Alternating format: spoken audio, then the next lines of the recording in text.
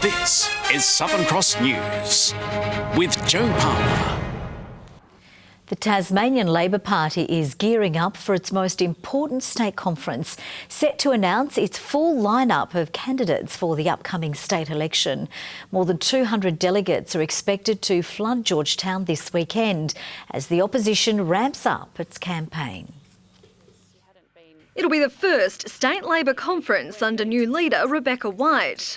Jobs, health, of course, and education being the three key priority areas we'll be discussing motions around. But it's also the final conference for the opposition before the upcoming state election. Due in March next year, this weekend is an opportunity for Labor to roll out its full list of candidates as MPs David Llewellyn and Lara Giddings step down. They're very credible candidates, and I think quite a number of them are ministerial material. So far, it's been made public former Minister David O'Byrne will seek pre-selection for the seat of Franklin. Health advocate Ella Haddad to run for pre-selection in Denison, while former radio broadcaster Tim Cox is also expected to contest Denison under Labor. Well, we know to win majority government, we've got to pick up seats in every single electorate, and that's why we've got a really strong team of candidates we'll be fielding for each, the 5 electorates across Tasmania. The announcement of Tim Cox as a possible candidate, someone who would possibly compete with any independent candidate who runs, which Labor would possibly be worried about. It comes as rumblings of independent candidates strengthens. Jackie Lambie today flagging potential candidates under the Jackie Lambie network.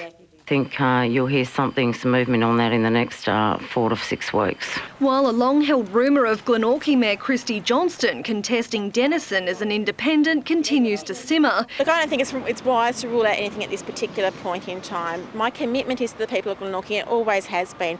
The independent run for Denison is always interesting because there's always spare bits of votes that floating around that you can get, and a high-profile independent could be very competitive in Denison. The Liberal State Conference is due in August. Jacqueline Robson, Southern Cross News. Tasmania is the only state going backwards in school retention, according to a new report. Less than 70% of students now stay in school until Year 12. But the government says its data tells a different story. A dropout dilemma. New data finds fewer students are staying until the final bell. The Curtin University study reports a 0.6% drop in school retention since 2010, putting Tasmania ahead of only the Northern Territory nationwide. Never said it'd be an easy overnight fix. This is generational change. The report Educate Australia Fair also reveals 1 in 5 Tasmanian children live without access to the internet. But the government disputes the data, claiming its policies to extend high schools to Year 12, coupled with record spending on education, is keeping students in the classroom for longer. There are many hundreds of Tasmanians already and currently in our school system that would have dropped through the cracks a few years ago under the old system. More rosy news for Will Hodgman, glowing feedback from Hill Street Grocer on government grants for retail training programs. Young, unemployed, long-term unemployed be given the opportunity to enhance their skills, their knowledge, their confidence. The business has put on more than 100 new staff across the state since the start of the year. Tom Johnson, Southern Cross News. The state government says it could order another suspension of the Glenorchy City Council as the current one nears its expiry. The council was hit by divisions and allegations of dysfunction, causing authorities to set up a board of inquiry. That investigation has been hit with legal challenges and is still to deliver a final report. I would certainly support the Minister in dismissing this council, and I call on him to make it sure that the community can have their say immediately. Elections must be called immediately to let the community elect the council that they deserve. Local Government Minister Peter Gutwin says he's received advice he can't dismiss the council until he's received the Board of Inquiry's report. Tasmania Police holds grave concerns for an elderly woman who hasn't been seen since Monday night. Frida Buchenkamp was last spotted leaving her North Hobart home at around 9:30. The 70-year-old was driving a 1989 silver Toyota Camry, similar to this one, with the registration CN7248. It's understood she did not take any overnight items with her and is unable to be contacted. Those who have information are urged to contact Crime Stoppers. Bellerive residents have challenged the government over its proposal to build an aged care facility on public land. In the face of criticism, Human Services Minister Jackie Petrusma has clarified her original announcement, saying the project is just at the concept stage. With little more than a day's notice, residents packed a community hall. It's a done deal. It isn't a done deal, no. And that's a concept stage. It's a concept. The public probing authorities about the project and how long it's been in the pipeline. When was this site identified as the preferred site? It was last year. Why have you given us 24 hours notice? Because there was an announcement on the ACAR funding. On Monday, the Human Services Minister showed media around the site where she said an aged care facility was to be built. But now the government is clarifying, saying this location is only the preferred site and the development is only at the concept stage. We want to undertake a full community consultation process. Now, consultation couldn't begin until we announced that we'd actually received federal funding. The Minister today confirmed other sites at Rokeby and Huntingfield have been ruled out as options. So this is the only site that the government's looking at? At the end of a very long consultation process and after putting in the development application, if need be, we'd look at a different site, but this is the preferred site. Among residents' concerns are heritage, loss of property values and questions about the type of people at the aged care facility, with a minimum age 50. All right, I'm sick of that word age. 50's not old. What I think has been forgotten in this conversation, that it is for frail, vulnerable people aged over 50 who actually need residential aged care. The Clarence Mayor was at last night's meeting and says concerned residents will have their say on the project. Part of the planning process requires us to consult formally with the public. The project will be advertised and we'll be writing to all the nearby residents. We have a long way to go in terms of satisfying the planning process. And a long way to go to get some residents on side. Michael Breen, Southern Cross News. If a building or car park were to collapse in Tasmania, many of our emergency services now know exactly how to deal with it. 15 firefighters and a paramedic are currently undertaking a 3-week urban search and rescue course to upskill and assist in any potential tragedy. Trapped and with nowhere to go, it's these firefighters' task to help free survivors from this simulated car park collapse wreckage. Jim, you got me? Just stay nice and calm, mate. Stay still, best you can.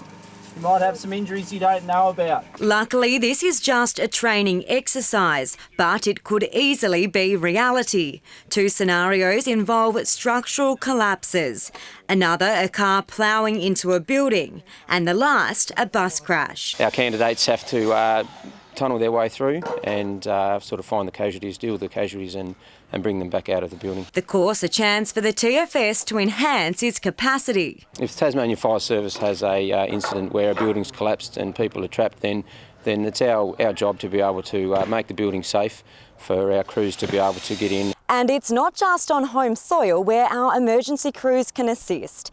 In the past, Urban Search and Rescue has aided with earthquakes in New Zealand. Crews have also assisted during the Queensland floods. But the training isn't over just yet. Next week we'll go to South Australia in Adelaide, where we'll participate in a 48-hour exercise, and crews will work for 2 days straight and doing similar scenarios. Monika Dadson, Southern Cross News. The lives of 3 Tasmanian families have been made a little easier thanks to the Rotary Club of Youngtown and the community. The families now have brand new insulin pumps so their children can manage their type 1 diabetes. 8-year-old Deacon Chanel has gone through more than many others his age. He has type 1 diabetes, epilepsy, autism, and he's also a celiac. But his dad's tears were today of joy as his little boy unwrapped his new life-changing device. To be given an insulin pump is just a miracle. We're over the moon. Over the moon. It's going to do so much for Deacon. It's going to eliminate the lows and the highs and have a normal life. 2 other children also benefiting from the Rotary Club of Youngtown's donation. The group raised the funds through its Soggy Bottom Regatta, which it held back in March. We thought we'd maybe get one pump, but we finished up making $34,000 from amazing community donations. And while they look small, the devices are not cheap. They're $10,000 on average. But when it means parents of children like Deacon may no longer need to check blood sugar levels up to 15 times a day, it'll make it 100 times easier. The Rotary Club says it's already planning its next fundraising regatta. 4th of March, put in the calendar, and we're going to try and do it even bigger and better. Monika Dadson at Southern Cross News. Now let's take a look at the day's business and finance news with thanks to Tasplan, your local super fund. The Australian share market has overcome a sluggish start to close higher as a rally in iron ore and oil prices boosted mining and energy stocks. The ASX 200 index has risen by 41.5 points. Short time ago, the Australian dollar was trading at 76.1 US cents and 104.4 New Zealand cents. Hobart Chargers coach Anthony Stewart has labelled his current playing group as one of the best to ever put on the blue jersey. The side is eyeing off top spot on the Siebel Conference ladder, but will have to win around 8 of their last 9 games to do so, while the women's side is desperate to shake off their recent form slump. The Chargers had 5 players score double digits in Friday night's win over the Bandits, a rare occurrence for any side. And that's what we're all about this year, is all of us can put the ball in the hole, even our bench included. And so it's great just being able to share the load between everyone and not just rely on one person. But having struggled on the road and in the tight matches at times, and with only 3 home games left, the Chargers will have to find another gear if they're to finish the regular season on top of the table and secure those all-important home playoff games. You know, you really want to win those close games because that kind of proves what kind of team you are. And, you know, hopefully we can, when we get in a close one again, that we can really get over the line. But coach Anthony Stewart believes if there's a Chargers squad in recent times to do it, this is the one. It's probably but one of the best teams to play in a Hobart Chargers uniform. It's just now making that work. Women's coach Dwayne Davey has brushed off suggestions of disunity within the side after dropping the last 4 games in a row since bringing in import Michaela Roof. Roof's frustrations boiling over during Friday night's loss to Albury-Wodonga. That's going to be a work in progress for us, and we knew that was going to be a challenge when we made the decision to bring in another player.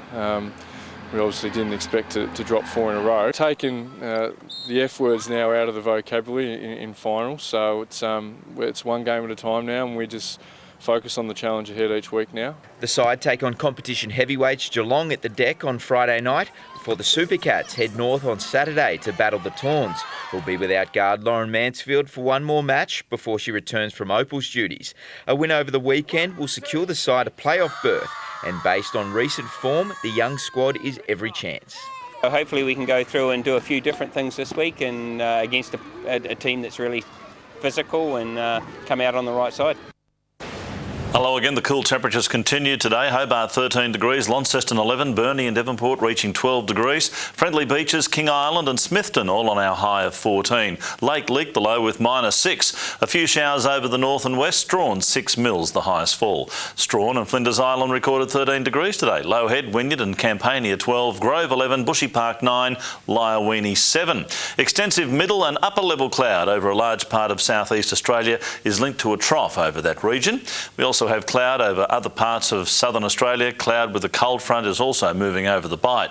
Closer in, extensive low and high cloud over the state today linked to a weakening front, which will be out of the way tomorrow, but a stronger front will take its place to our west. The high moves over the Bight to dominate most of the country.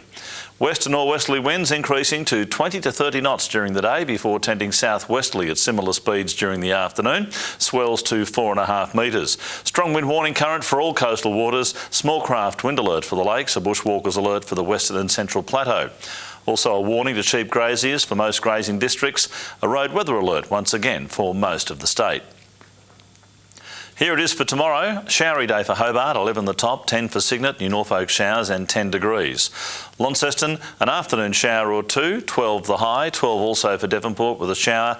Morning frost for Campbelltown, a top of 10. For Burnie, a shower or two and 12, 10 the high for Strawn with a few showers. Smithton the same, 11 degrees with showers in the area.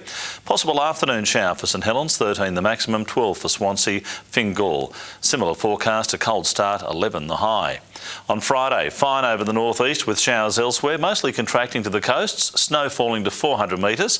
Widespread morning frosts on Saturday along with valley fogs, but fine and mostly sunny. And Sunday's weather will play out much the same. Sunny in Perth and Darwin tomorrow, showers for Adelaide, Melbourne and Brisbane, a partly cloudy day and 17 degrees in Sydney. Well, that's all from the news team for now. Thanks so much for your company. We'll see you a bit later. Bye-bye.